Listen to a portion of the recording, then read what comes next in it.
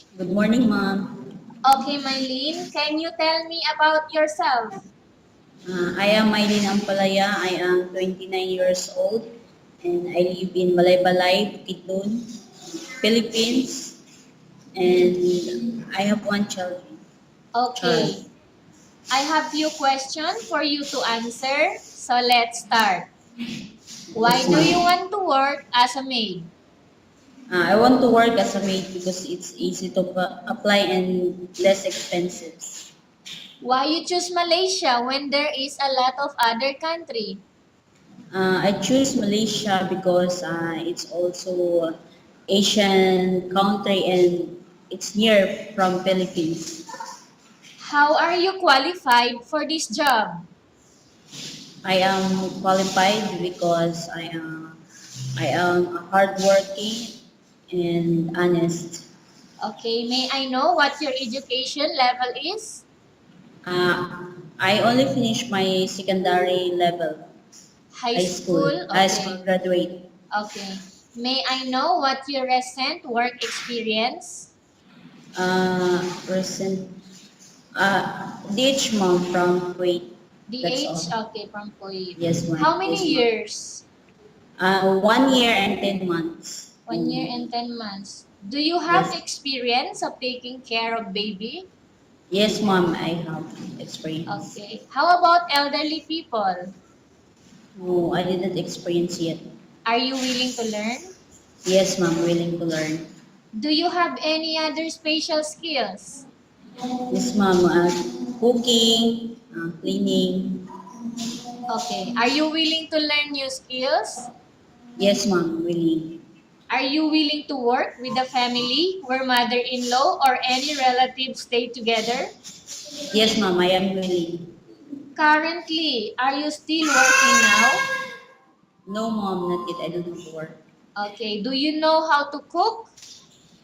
Yes, ma'am. I know how to cook Filipino food and little Arabic foods. Okay. How about Uh, Chinese food, European food, Indian and Malay uh, food? I am willing to learn, ma'am. Okay. Are you aware that you will have to do washing, cleaning, ironing, and cooking? Yes, ma'am.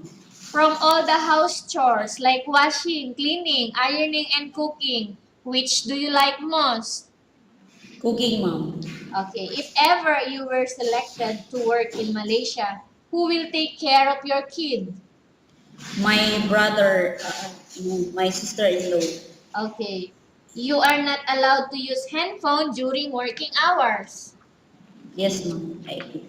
You are It's only okay. allowed to use handphone after you finish all the works and when going to bed. Yes, ma'am. It's okay for me. You are strictly needed to surrender the handphone to your employer in the morning and your employer will return back to you once you're going to bed. Yes, ma'am. It's okay. I agree.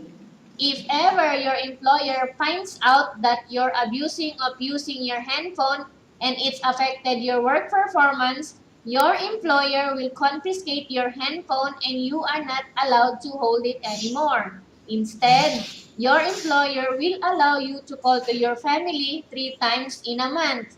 You only allowed to bring normal phone and you are not allowed to bring smartphone. Are you agreed for the terms and conditions? Yes, ma'am. I agree. Are you agreed to the rules and regulation for the handphone? Yes, ma'am. I agree. How many years is the contract as you agreed and understands? 2 years, ma'am. Can you describe for me your ethics, your attitude? Yeah. I am honest, hardworking, patient, and loving. That's all. Okay. How can you assure to us that you will work hard in Malaysia? I'm sure, 100% sure. Can you promise not to use the telephone without the permission of your employer?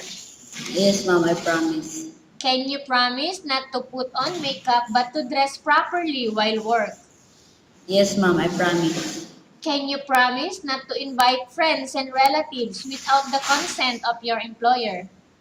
Yes, ma'am. I promise. Can you promise not to ask for advance salary from your employer under any circumstances? Yes, ma'am, I promise. Do you really understand of the rules and regulation of the agency? Yes, ma'am, I do understand. Do you pay any placement fee for you to come to Malaysia to work as a maid? No, ma'am, I didn't pay any Do placement. you have any history of sickness, example breast cancer or any other illness? No, I don't experience. Do you suffer from any skin diseases, allergy or physical defect? No, ma'am. Have you suffered from any serious illness? No, ma'am. Do you smoke? No.